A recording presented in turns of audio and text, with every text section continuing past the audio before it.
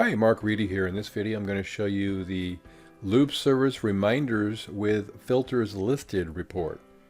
And this report is a little different from the printout you can get when you have the reminders pop-up open.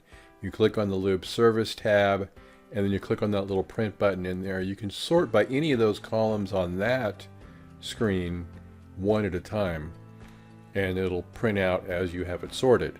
In this report you can sort and have multiple columns sorted. So we can have equipment number, equipment sort order, equipment description. You can have the to-go miles or hours or days. So it's going to show you the items that are closest to being due at the top as far as miles and then hours and then days. That's going to be miles / kilometers on this choice. And the second choice would be miles, days, and then hours. And then third choice would be hours, miles, days. And then the other choice here is hours, days, miles, and then days, miles, hours.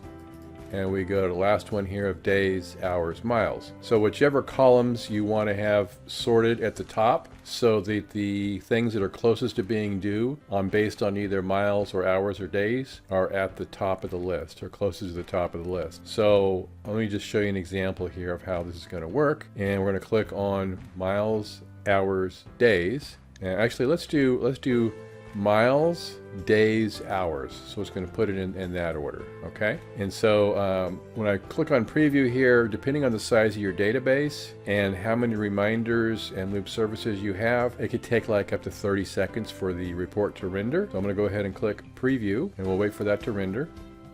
Okay. And now we can see here that we've got how it's sorted up at the top. It shows you the sort by the to-go miles, days, and hours. And to-go just means how many miles or hours or days there are to go until the lube service is due.